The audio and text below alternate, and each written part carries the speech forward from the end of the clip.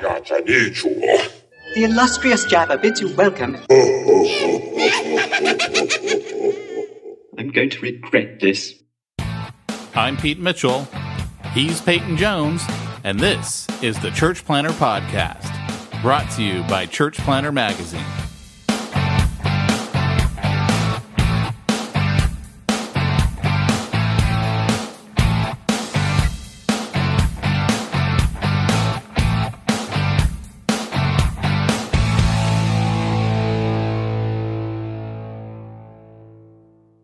Walk on the road. Walk right side, safe. Walk left side, safe. Walk middle, sooner or later, get the squish, just like grape. Here, Church planting. same thing. Either you, Church planting do. yes, or Church planting do. no. You, Church planting do. guess so. Just like grape. Hey, Church Planter, this is Pete Mitchell. And this, Peyton Jones. And we're in rare form today. I need to work on my Miyagi. I need to channel my inner Miyagi. Oish. You know that thing he does, right? When he, oish. Hey, He pulls his arms out like that. This, you can see me. This is for your wife. California, stay away from here. Stay away from here now. Don't come in here. Hey, she Whatever started it is, listening to the stay away. podcast again. Don't. John Doe Cut has it the off. upper hand. Don't do what's it. in the box? Oh, you did it. Oh, what's in the box? She started listening to the podcast again. You drove her away. She came back last week, and now you're just going to drive her away again. You know, I got a habit of driving people away, and I really should feel bad about it. But for the most part, I don't give a rip. Hey, you know what? Why was I the one that got all the hate mail? But I got all the hate mail for what you said. What did you get hate mail for? Oh, just a couple things. Is this from? I have to say, if you guys did not listen to, Did you seriously get hate mail and you didn't share it with me? Yeah, I might. We'll talk after. It's of a sensitive nature. You were protecting me, weren't you? You know, I live to protect you. I am your bodyguard. In fact, they should make a movie about us. And Kevin Costner could play me. Whitney Houston could play you. I knew you were going to go there. And I will always love Pete. All right. That's me done. You like that? I could keep going. I'm curious. You got hate mail. Yeah, I did. But we may have deserved it at a couple points. Well, you might have deserved it at a couple points. I'm just saying. And this is from the Do Black Lives Matter podcast? If you did not listen to our Black Lives Matter podcast, Pete and I were a little bit passionate. We were all worked up about the election. It made us really upset. I didn't even remember talking about the election. Oh, okay. It's kind of like El Nino. This election is kind of like, remember when El Nino came around? You could blame everything on El Nino. Remember when Y2K came around? You did blame everything on Y2K. Yeah, well, this is the same. So I know we're going to hear, like I saw an obituary report the other day that said it was a sweet looking old lady, and it was in the newspaper. Either it was a joke, an ad that someone placed, but it was really out of the newspaper. My buddy circled it, and it said forced to choose. Can you hear me? Yeah, I can hear you. And you're forced trained, to choose between voting for Hillary or voting for Trump. She chose to depart this world and go into her eternal rest. That's a great obituary. That is hilarious. Yeah, I'll see if I can get the picture. And I bet you anything that was just offensive to people right now. Oh, yeah. Well, you know. You know we're on episode 199. The gospel's offensive, baby. You know we're on episode 199. What? This is 199. And you're not going to be here for 200? I'm going to have to do 200 without you? I'm just saying I can't. Well, you're going to be at Exponential, so it's not like you could really do it either. Yeah, it's true. Well, I'm not going to be there on Friday, but I was going to say I'm going to be interviewing my butt off at Exponential. Oh, yeah. Nice. Yeah. Yeah, I should probably care what people had to say, but that is actually one of the reasons I have Pete at churchplantermag.com go straight into the trash. They might have actually sent it to me, and I just don't get those emails. Are you serious? Oh, yeah, dude. I stopped getting hate mail a long time ago. I learned how to deal with it. I just turn it off. Pete at churchplannermag.com goes straight into the trash. I'm going to start sending you love messages to Pete. Doesn't even come across my desk. I never see those. If I ever die, you'll have to search through the trash to see what I really thought about you. I love this. This is rich. Now, if you email Pete Wildstallion at hotmail.com, that might actually go to me. Wild Stallions rule. Dude, that was on TV this last week. Bill and Ted's Excellent Adventure. Oh, it was good stuff. It's the best. It was good stuff. Man, I've had a crazy week. For me, it was crazy. Hey, what happens in St. Louis stays in St. Louis. Yeah, I was there in St. Louis for this was a longer trip for me because I left on Sunday and didn't come back until Tuesday. Normally, I'll leave on one day and literally come back the next. But we had 3 sessions that I was speaking at, 2 of them on Monday and 1 of them on Tuesday. Next week, I got to go to the East Coast speaking in Philadelphia and in Maryland on the same day, and then flying back that day. No kidding. And then the next week after that, I got to go to Nashville, and then I think Utah, and then I don't tell Utah. And then a couple of weeks after that, I'm going to San Jose, and I don't know. I'm all over the place. Dude, I got a laugh out of my dad joke. That was awesome. Hey, all I want to know, because now you got me stuck on the hate mail. You shouldn't have even brought it up. Did I offend any of our black listeners? No. Okay, then I don't give a rip if I offended the white people. I really don't. Sorry. I can't get over some of the comments that keep coming up on Facebook. I'm just like, oh really? Oh, yeah. I stopped. I kid you not now. I think I've done drive-by posts this week on Facebook, but I've pretty much not even paid attention to Facebook this week. And I think that's kind of a good thing. I've been thinking, and like the human being. Oh, my Ever seen that on Mars Attacks where they blow up all the humans? And the lady at the donut shop, she goes, I think they know like the human being. I don't remember Mars Attacks was not a good movie. I mean, dude, what's wrong with you? Oh, come on. Fantastic movie. Here's the thing. I knew you and I have different love languages when it comes to movies. We share a few in common, obviously Star Wars, but then outside of that, I don't know that we're in much agreement.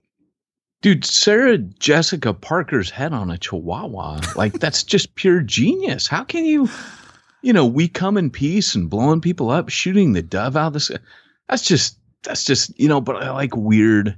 The weirder it is, the more I like it. So, like Time Bandits, it's in my top 5. So you got to figure, right? Peyton Jones is a little bit. You work for the railroad, Grandpa? I work for no man. Got a name, do you? I have no name. Well, that right there may be the reason you had difficulty finding gainful employment. You see, in the mart of competitive commerce. And I'm a little bit. Michael, your logic in this case is totally illogical, and yet it's absolutely correct. This is just amazing. No, that's all I'm saying. It's just human. That's why I got you one of those for your cars. You could just drive around all day pushing those buttons. Yeah, I don't know. I think my car it might be nearing the end of its life. What? Yeah, I keep having more and more problems with it. Oh, dang, dude. That's like a killer hot rod, too. See, that's the thing. I absolutely love my car. Can I have it, but if it breaks, you keep fixing it? Did you realize it's 11 years old? No way, dude. Yeah, it's Are you serious? Yeah. Because I met you 5 years ago. And I still had it. It's amazing. Well, I thought it was new back then because it was cool. I just moved back to America. So to me, every car on the road was new. Oh, look at that car. Yeah, no, I don't know, man. I'm afraid I'm going to, because normally what I do when I go on these trips is I drive to the airport and I leave my car there. Right. So that way, like, it's too hard for my wife to drop me off at the airport because of the 2 kids. It's just, It doesn't work.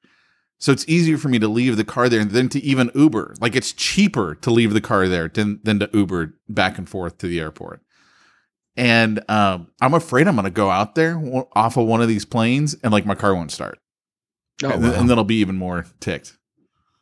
I'll be like, you got to come jumpstart me so I can get out of here. Yeah. So I don't know. I don't know. Dude, are you tired? Did you catch up on your sleep? Oh, dude. Okay, here's the thing. Sunday night, we get into the hotel in St. Louis at 1 a.m. Now, this is a 2-hour difference from California time. And I love me my California time. Let me just leave it at that. I got to speak at 8 a.m., which is 6 a.m. my time. I am not a morning person. So that means I got to get up, dressed, showered, all that. Oh my gosh, I was literally hurting. Both I do these trips with one of my clients, Debbie DeGroat, and we tag team when we're speaking at these events. So she's speaking, and then as soon as I get up there to speak, I literally, I'm good to go, and then I sit down, and then she's got to go speak again, and I can barely keep my eyes open. I am so freaking tired. Like, I just want to curl up, but I'm in the front row, turned to the side, so literally the entire audience is looking right at me. Oh, that's awesome. And I'm like, this, you're like literally like trying to keep your eyes as big as they can because you're like too afraid. Like, I mean, you're not going to make any sales if you're like sleeping while your co-presenter is up there speaking. And she said to me afterwards, she goes, I was so tired when you were talking. And I was just laughing. I'm like, it was the same thing with me. And then, yeah. Man, that's, I remember we were talking and I'm like, I'm all excited because I've got some cool news, and I'm like, hey, this and that. I meant to tell you, I apologize for anything I said to you on that call because I have like no idea what was happening. I was so out You didn't of it. say anything bad. It was just funny because no, you were cool. We were laughing our butts off because I said something pretty funny. But what was funny is I'm telling you all this stuff, and I get quiet, and I go, you picking up when I'm laying down, and you go, I am so tired. I don't even know what you just said to me. Well, that and night, you're like, I'm in my hotel room. I had to get up at this time, 6 a.m. here, which is 3 a.m. our time. I had to be there at 6 a.m. our time, which means I was up at like 4:30. Oh, I'm not good for me, man. Not dude, good. So we were talking, and I go, oh, you're in your. I go, here's how I picture you right now. You're sitting there. You're naked except you're in your boxers. Star Wars boxers. Yeah. I go. You're naked. You're in your Star Wars boxers, walking around your hotel room on the phone with me, eating a bag of Cheetos, and you start busting up and go, "That's not far off from the truth." I had no bag of Cheetos, but everything else was spot on. Yeah, the Cheetos just completed the picture. Well, you said, Pete, that you weren't a morning person. Let me ask you, are you a math pastor, Pete? Well, let me put it like this to you. I choose not to be a math pastor. That's good. That's a luxury that probably most church planners don't have, Pete. How do you pull that off? Well, simply what I do is I've hooked up with a great organization called simplifychurch.com, and I turn over to them all of my math, all of my insurance, all of my workman's comp, all of my pastoral pay, IRS, mumbo jumbo. And I say, here, you guys take care of this. And you know what, Peyton? You know what? What? They do. What, Pete? Tell me. SimplifyChurch.com takes care of it all. Would they even call you at like 4:30 in the morning when you're in St. Louis and you got to get up early for a meeting just because they care, Pete? Well, I did Facebook that I was in St. Louis, and Josh Henry, the old CEO over there at SimplifyChurch.com, Facebooks me. He goes, hey, how long are you going to be in town? I'm 15 minutes from there. And I'm like, about 3 more hours. Right on. All right, SimplifyChurch.com, guys. They will set you up, do all your bookkeeping, keep you IRS compatible, and do your end of year tax returns. They're worth checking out. SimplifyChurch.com. Hey, so what are we talking about on today's episode? We're going to talk today about a mindset that is necessary to be able to evangelize and minister to people. Because often what gets in the way of us actually being able to minister to people or hear them or interact with them in a way that's going to be beneficial is our attitude. And I think our podcast last week, that's kind of what we're hitting on, is an underlying attitude that while the Black community is suffering in America, often the white community just has a bad attitude and can't hear them, can't listen. And it's the same when we're talking about non-believers. In fact, people from any people group, let's say it's people from, the gay and lesbian movement. If you're walking around just angry at them, you can't minister to them. It could be anybody. It could be the millennial generation. You're just ticked off at the millennial generation all the time. So you're like, those millennials, blah, blah. Then you meet a millennial and you've got all this pent up anger because you've been listening to all this talk radio and, maybe, later silver haired preachers talking about how in my day and in my generation and, you're just walking around just ticked off at everybody because you listen to talk radio all the time. Which, by the way, if you listen to talk radio, the first thing, probably the first step towards loving God and loving your neighbor is turn that crud off. It's just going to make you angry at everybody. I mean, that stuff just is fueled by anger, and most people don't see it. Talk radio exists to touch your anger nerve and get you all riled up. So I think we were kind of like talk radio last week, Pete, but with a purpose. Well, I don't know. You'll have to tell me because you're the one who get all the comments. And if you've got anything negative that you'd like to say to me, go ahead and email me at pete@churchplannermag.com. And I'd love to hear your comments. That's where all of your hate mail should go from now on. I also got more thank yous. You asked really? If See, I don't get any of those either because all of the trash. They all went in the trash. So I got more thank yous than I've ever gotten for a podcast from the Black community last week. No kidding. I did. You got two thank yous, huh? Yeah, I got two. And a half. Because we got about like 3 listeners, 1 white guy and a couple of black guys. That's it. No. We don't even have that after last week's podcast, Pete. We lost the white guy. We lost our one listener. The last white guy and the black guys weren't listening anyways. I just tagged them on the Facebook post. I saw you that, man. You were like, hey, I'm tagging everyone I know who's black. Come listen to my podcast. I did see that. That was pretty funny to me. Yeah. Well, a few years ago, I was kind of like, hey, you know what? Like I was looking at my friends list and I was kind of ashamed. I was like, all my friends are white leaders. Like, what's up with this?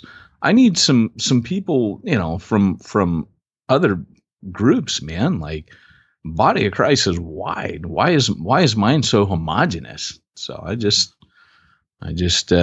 started reaching out and made some awesome friends. And so, I tagged all my friends. That's cool. I usually try and I've got a list literally of people who have asked to friend me on Facebook and I don't. I just sit there and I look at them and I go, I don't know who you are. Why am I friending you? Because a lot of them are marketers. Oh. And I can tell they just want to show up in my news feed so they can market to me. And I'm like, you guys are annoying. You don't understand social media. I look for people that are pedophiles because sometimes I post my kids on. So, if I get a friend request. Look, dude, now I have to go delete this out. That was like so far over the line. Come on. I know. I look and I'm like, oh, you kind of look like a pedophile. So if you Facebook friend requested me and I did not accept, it's probably because you look like a pedophile. And I'm like, hey, I can't be your friend because you might want to look at my kids. Say my name. Cool. So was that too far? Well, yeah. I think we just edit that out. I think I don't know that I got time to edit that out, man. Sometimes this podcast is both a blessing and a curse. Yeah. Hey, I think we should actually tell everyone now that episode 200 is actually, guys, big news. It's going to be our last episode. Episode 200 ever will be the end of the Church Planner podcast. Yeah. After that, Peyton and I are going on to greener pastures, and we're basically just tired of your hate mail. So, yeah. Yeah, I still get it and I still read it and it still wounds me deeply. It affects me for about 2-3 weeks. I'm not quite right. It has a knock-on effect on my family. It affects my performance at work. And, I'm in counseling and, it's I'm teasing.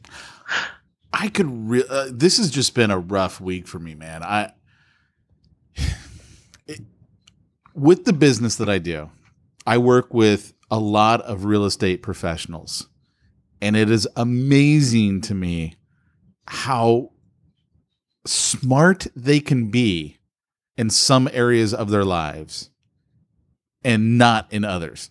Like it is like they are really good at selling real estate, like really good at it.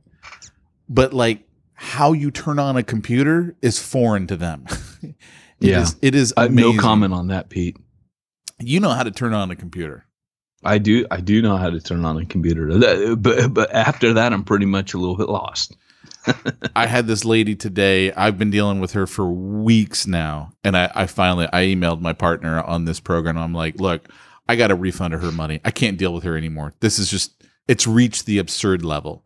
Because she was like, she needed all these postcards, so we put them all together, and I sent her the zip file.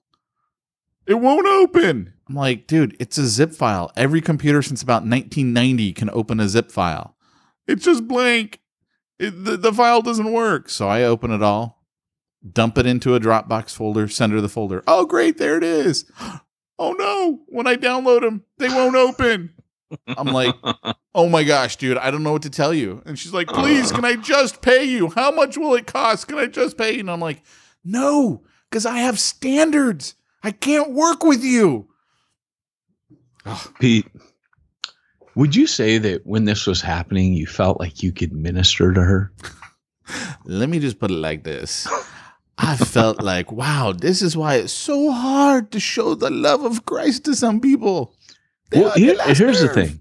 Yeah, here's the thing. Like, okay, so picture that, right? Probably at that moment, you just like, I can't even deal with you. I think that happens on a lot of levels with people. I think when, you know how like Paul in 1 Corinthians 9, how he says, therefore we, all things we've been made new, therefore we regard no one from a fleshly point of view anymore. And he says, all things are made new. We used to view Christ from a fleshly point of view, but now we don't anymore. And then Paul says, therefore I become all things to all men. He actually says, I don't look at people the same anymore. And I also put myself in their shoes. I become like them to reach them. I become as the Jew to reach the Jew. I become as the Gentile to reach a Gentile. And here's the deal. I was jogging down the beach. It was Wednesday.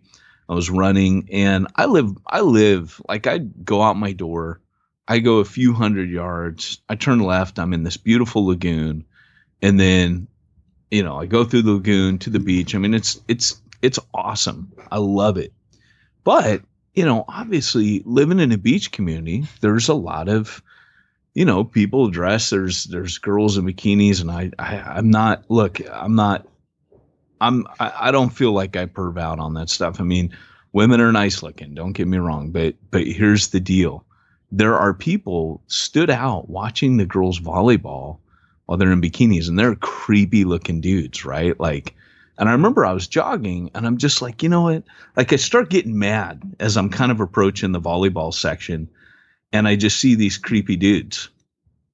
And I'm cause I'm a dad, I got 2 girls, and like I said, I mean, I don't, women are meant to be attractive. That's how God made them. I'm glad he did, it's I'm not trying to be like an uber Puritan, because I was talking to my wife. My wife's like, but that, women are, they're beautiful and they're meant to be admired. And she was kind of taking the high road, and I go, yeah, but hun, these guys were creepy. And it was like, these creepy guys aren't there any other time of day. It's like they had it mapped out, because I'm noticing this pattern. And you can tell which ones are like the dads of these high school girls. And then you can tell the ones that are just kind of, they're there to have a perv. So anyways, I'm jogging down the beach and I'm angry because like I said, dad of two girls. I'm a little mad. I'm like, yeah, perverts, you scumbags, go somewhere else, move along. And as I do that, this guy I'm going to make up his name. Let's say his name is Brad. Brad is a guy that I've been talking to. He's a homeless guy, and I've shared a little bit with him, and all of a sudden, Brad turns around, sees me, and goes, "Hey, Peyton, what's up?" And I immediately, like every feeling I have, or like I almost wanted to kill these guys, suddenly transforms, and I go into gospel mode, like boom, and I just waved, but my heart completely did a 180, like in an instant. Because all of a sudden, all this compassion, and I saw him. I didn't just see pervert, I saw him. And I think Jesus, when he looked at people, he didn't just see prostitute. He didn't just see sinner. He saw their soul. He saw who the real them was, who he created them to be, right? I don't know if you're picking up what I'm laying down here, but often within evangelical circles, we identify ourselves as sinners. But I think what the gospel comes along and does, it says you were given a new nature. And yes, although, sin is part of the old nature, your new nature is not. Your new nature is the restored you.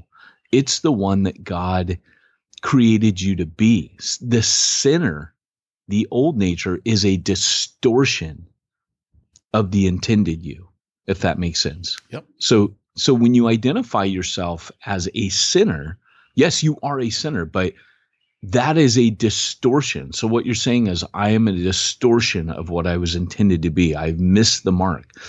So when Jesus looked at people, I believe that he looked at people and he saw them as they were intended to be. And so, like I said, so all of a sudden, I'm not mad at him. As I'm jogging away, I feel the Holy Spirit just speak to me and give me all this compassion, not just for Brad, but for every other person along that wall. And I felt the Lord just kind of whispered in my heart, imagine being so in bondage to your appetites, to lust, that you would drag yourself down to the beach at a set time and just stand there like a pervert, not caring who's seeing you perving out on these girls, that you could not resist your impulses to that point. And, can you imagine? And I just, all of a sudden, it was like, it went from anger to pity.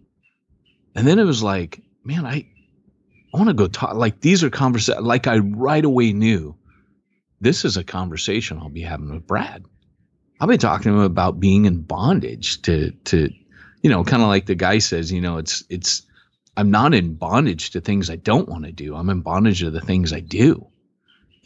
God saved me from my desires. I think when you become a Christian, that you switch from seeing God as someone who fulfills all your desires to God as somebody who saves you from your desires. You know what I'm saying? Yeah.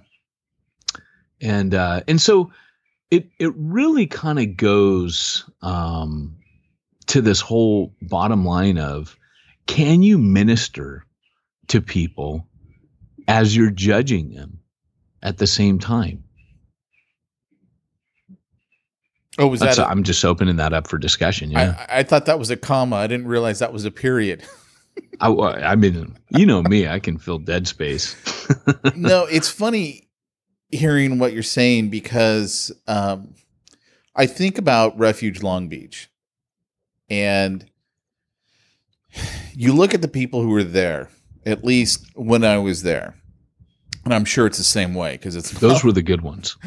Well, it's not like it's a should go now. It's not a highfalutin church now, so it's not like, Anyway, but I'm reminded of one of the things that Rick Warren said to us when we were at that dinner with him. I think it was then that he said it. He goes, "I won't hire anyone on my staff who hasn't been hurt deeply." And what he was speaking to is there, like when you find the God that can heal that wound, that can pick you up from such a low spot, there is, unfortunately, there is a difference. And I say unfortunately because if you haven't gone through that, that's great. That's awesome for you. But there is a difference. There's a closeness. And I think it's because we can remember what it was like for us. And I think, we talk about on this podcast, I'm the sinner. Clearly that's the case. I mean, it's kind of at times an absurd level, but there's one thing that I don't feel at all in my life. And I think, the more I understand God, the more I understand God's grace, the more of my imperfection I see. And I can't just sit there and be like, oh, those gays, how dare they do this? Or those fill in the blank. It's so vile. Yeah, there are a lot of things that are vile. There are a lot of things that turn my stomach. But yet I look at them and I can honestly say this.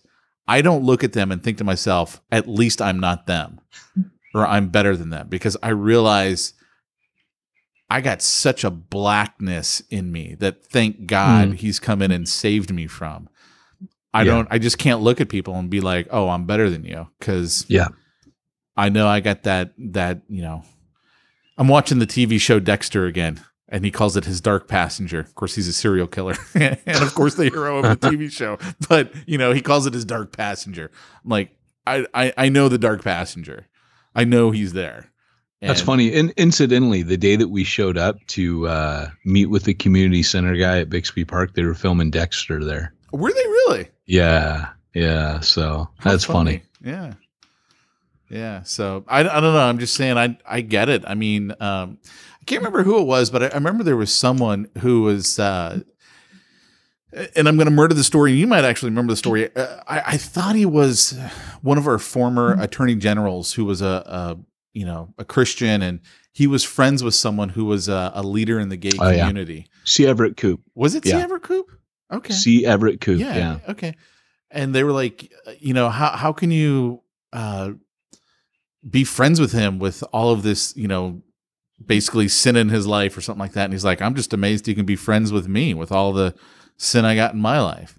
Yeah. And I think there's a humbleness there, and not like it's okay if I sin, but because I realize it's not okay when I sin. And I realize I don't always realize it right away, but clearly I said some stuff on last week's podcast that, whatever, right? I don't even know what it was, but it's not okay, to sin, or I don't know. I don't know if I'm making any sense, man. You're making total sense, because the place that Paul comes, what I kind of hear you saying, think about Paul, right? He was like, I was a Pharisee of the Pharisees. When it comes to legalistic righteousness, I was faultless. Like, that's crazy. But he says legalistic. What he means by that is external righteousness. He goes, I was faultless. Like, I kept the law, the external parts perfectly. But then in Romans, stupid train, he says they're sprung up. Hey, when's Peyton doing that podcast? Let's make sure we lay on the horn then. breaker. It's funny because, Paul says, when the law said do not covet, he doesn't say that the law changed. He goes, there sprung up within me every covetous desire. Suddenly Paul, and he goes, the law which I thought brought life brought death. And I died. I died that day. It was like, I'm dead. I was trying to live by this law, and it slain me because of something in me. And so Paul transforms from the externals. He knows he's the chief of sinners in his heart. Paul, as far as we know, did not murder anyone physically. He didn't pick up a stone. He had other people do his dirty work. What troubled Paul was his heart was murderous. He desired them all to die. John, James, Lord, call fire down on those people. We see it in the scripture that that they can't minister to those people because all they've got them labeled for is judgment. Lord, these ones go into the destruction box. We'll pick another village to go into the save box. And so I think a lot of times we do that with people. We put them in the destruction box, Lord, call fire down on those people because I hate them. I don't like them. And as long as we're thinking like that, we can't minister to them.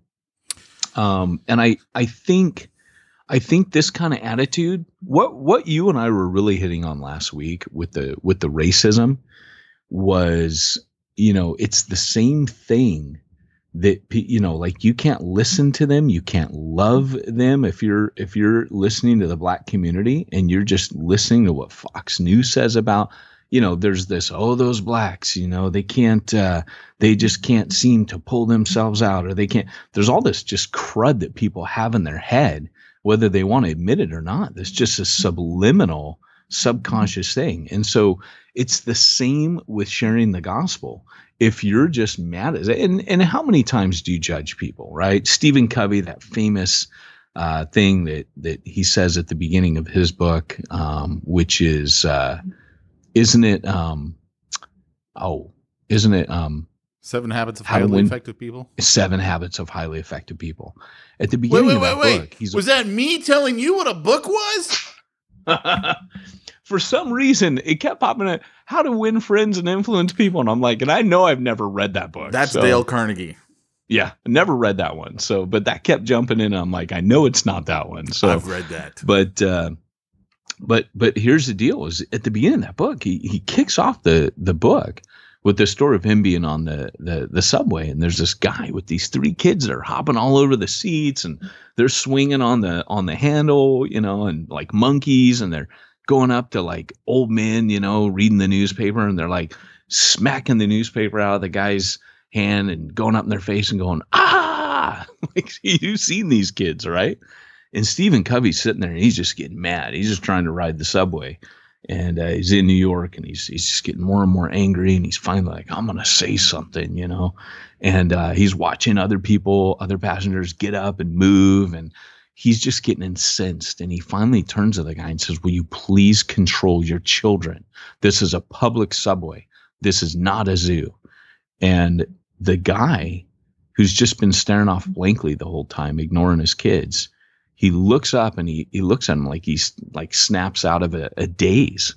And he goes, I'm sorry. I'm so sorry. I've just come from the hospital and, their mother's just passed away. And, I don't know how to deal with it right now. And I don't think the kids do either. And Stephen Covey's like,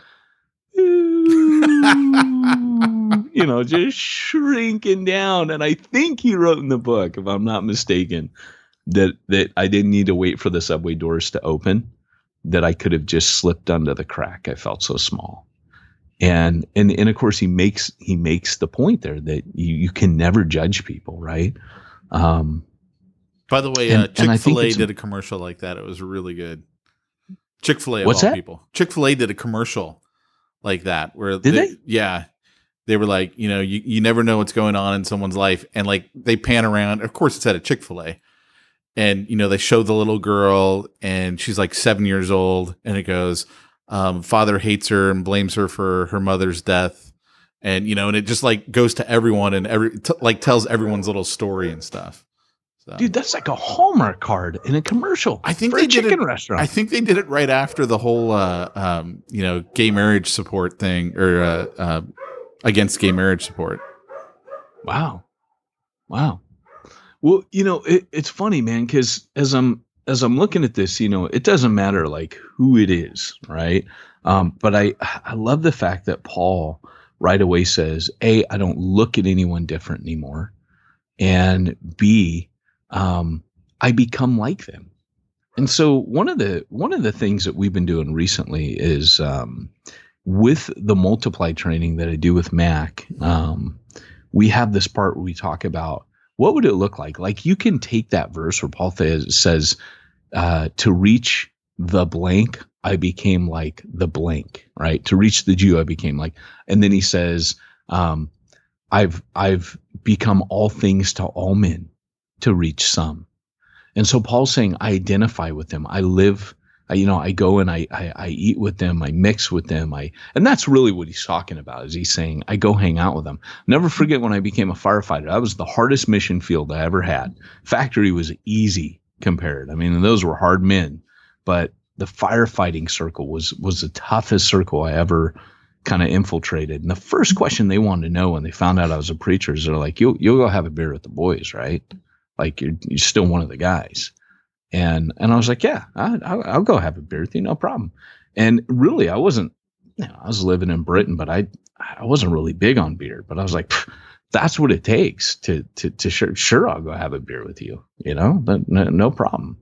And, it just, but Paul's saying, I'll go and I'll identify with you and I'll walk with you and I'll live like you, and so we're asking the question, what does it mean to the millennials? I became like a millennial, to the cross-dresser. I became, it doesn't mean you start wearing women's clothing, but it's that you're putting yourself into their frame of mind. You're not looking at them the same. You're seeing them as someone for whom Christ died. And that's where Paul goes in that passage. That's where that passage ends. He says, for we judge thus, that if Christ died for all, then we all died, right? And that those who live should no longer live for themselves, but for him who loved them and gave themselves for them. And so Paul, his whole conclusion, his whole deal is, I am going to live my life as a living sacrifice, laying it down for others so that they can see Jesus. And so what does it mean to become, I guess that's where it comes down to with the prostitute, the cross-dressing prostitute that we've talked about before on the podcast, using the ladies' room. I don't care. It's like, well, hey, if that, if you pick the time where no one of the service, no one's in there and that's when you go use the restroom, that's fine by me. We don't got any kids in there. That's not a worry to me. But the reality is that you've got to reach it. You got to stop judging people. You can't tell them, well, you have to use the handicapped restroom with a little bit of a gleam in your eye. Like, I just made a dig at you. You're handicapped because you're a cross-dresser. There's so much hatred right now in our society. The moral right is always angry about stuff.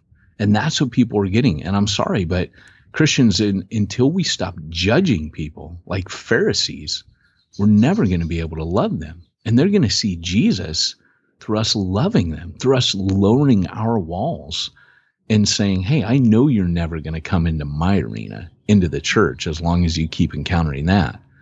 But I will cross the boundaries. Like Jesus, I will be the one who crosses through the barriers and makes the journey to you. Because I don't expect you to make the journey to us. Know what I'm saying? I feel you, dog. I do. Man, I get it. I mean, it's kind of funny to me because I have these flashes in my head all the time. And I can tell you it happened this week. I'm on this plane filled with people. And one of the thoughts that goes in my head is, wow, isn't it crazy? God loves every one of them as much as he loves me. And it's, for me, I know that's like, everyone's like, yeah, of course he does. But for me, it's always like, wow, man, it's crazy to me because I'm looking at people who are totally different than me, completely different, different ethnicity, different gender, different lifestyle, different, who knows what they do for a I mean, and it's like, but I am like, I am no better than any of them, right? God loved me. God loves them. And it's just one of those things that always catches me. And it just makes me think, okay, and I'm not, because you and I have talked about this on the podcast, I'm not the evangelist. I hate talking to people. I'm the guy who's literally praying to God, please don't let anyone sit next to me on the plane. Please let me have the one empty seat on the plane. I don't want to talk to anyone. And so far, that's like, to God, he takes that and goes, oh, I'll for sure put someone next to you now. That's like, you never pray that prayer. No. And actually, I'll be honest with you. That line that you just said warped my whole view of God growing up, because I heard that all the time. Yeah. I heard what I was, oh, if you pray, you don't want to be a missionary, God's going to make you one. And I'm not kidding, dude. I had this vision growing up of, I can't then pray to God, because if I pray to God that I don't want this, oh, he's going to dig at me, and I'm going to show you, Pete, and he's going to do that. So I'm just telling you that. I hope you don't say that to your kids, because you will warp their view of God. Like mine. No, God. that was just you. That was just me. That's cool. That was just you. But no, he's answered that prayer, man. On like the last 6 flights, it's been glorious. It's been like, no, I'm like the only person on the plane who's got the whole row to himself. I'm like, this is amazing. But I feel you, man. You know what? In all seriousness, and I was only teasing. The reality is, you see Jesus in the Gospels going, all right, everybody, I'm done. The Jesus shop is closed. I'm going to sleep on a boat. Everybody get in the boat. We're going away from these people, and so, but other times he's all night, and other times the disciples are like, Lord, send them away. Let's go home. And Jesus is like, no, this is cool. Let's feed them, in the middle of nowhere. So, you never know how God's going to work. Yeah. But here's the reality, right? What you said is so incredible, because I'm going through the same thing. And I just wonder if God's kind of stirring people's hearts right now. Because I've been going through this weird thing where I am, like flesh and blood doesn't reveal this stuff to you, right? But like, it's totally the Spirit. Like I'll feel God's presence at times, and all of a sudden I'll be filled with this joy that I know God and I can talk to God. As jacked up as I am, all the grace on me, all of his love upon me. And that's kind of been like over the past year, all I've been doing in the morning is just, focusing on the fact that God loves me. And because everything else comes out of that, right? If you don't know that God loves you, then nothing else in your Christianity is going to be built up, because it starts with him being your father. It starts with his love for you. It starts with, he's not, this harsh taskmaster. In fact, I would say mission comes out of just knowing that you're loved. I think Paul, that was his deal, was once he knew that I am the chief of sinners, yet this grace was given to me that I might preach the unsearchable riches of Christ. Grace and mission are tied together. That's why the greatest times of mission have always come out of the greatest times of revival. And so for me right now, I keep hearing Jesus, that verse where he says to the disciples, do not rejoice that demons listen to you or you were given authority to do miracles, but rejoice that your name is written in the book of life. And I've been feeling that. I've been hearing that verse over and over in my heart. And that's the thing to get excited about, that I know God and God knows me. And so here's the deal, guys. As you, I mentioned how the disciples want to send people away. And I'm probably going to close out on this because, again, just remember, if you're judging people, you cannot minister grace to them. It's impossible. It's one stops the other from happening. Also, if you're ministering the grace of God to people, you will not judge them. I promise you. You will see them so differently. And so when the disciples are like, Lord, send the people away, blah, blah, blah, blah, blah.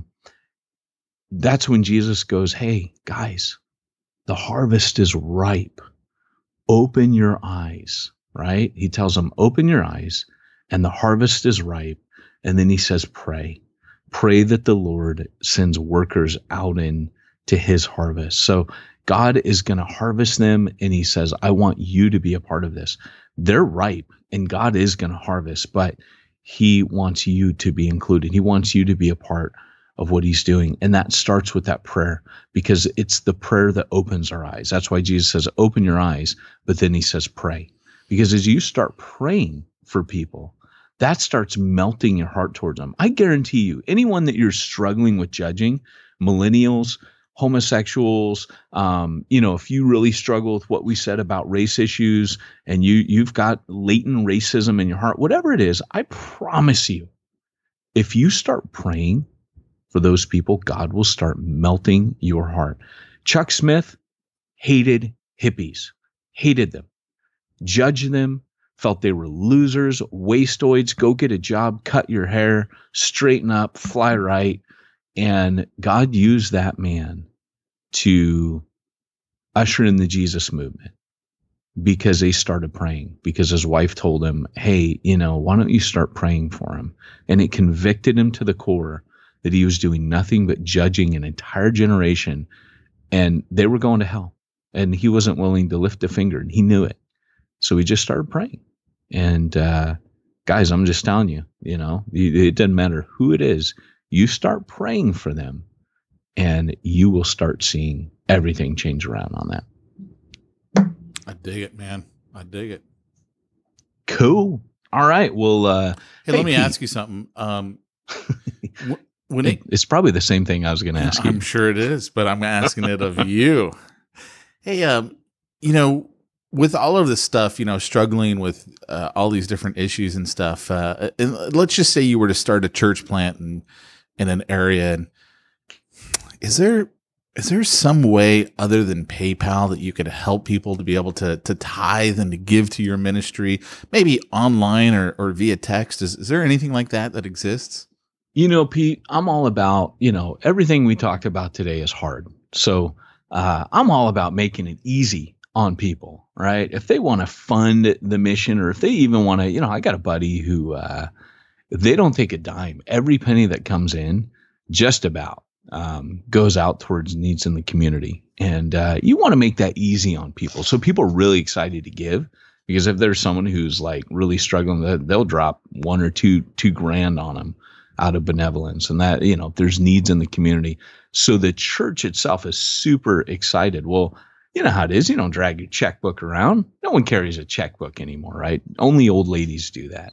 So you need to have a cheap and easy online giving platform like mogive.com, Pete. Mogive.com / church. Now, if you're an old lady, it's Peyton at churchplantermag.com. That's just where you make can the check out to Peyton Jones or New Breed Church Planting. That'll be fine. So you're saying there's a magical thing called MoGive that allows people to give online and via text. Pete, I can see why you think I made it up, that it's in the realm of Harry Potter and other things like magical unicorns that poop jelly beans. But no, MoGive is a real thing. Mogive.com / church is the online giving platform you need to make it easy. I dig it, man. And I appreciate you sharing those words of wisdom with me and our listener. Of course, Pete. Not listeners. No, we lost him last week. I keep telling you this. That's right. You and I are just talking to ourselves right now. We'll find a new one. Maybe it's you. Someone's driving in the car right now going, it's me. It's me. All right. Well, guys, thanks for joining us today for the Church Planter Podcast. And this has been Peyton Jones and Pete Mitchell reminding you, if you want to reach the ones nobody's reaching, you need to go where nobody's going and do what nobody's doing.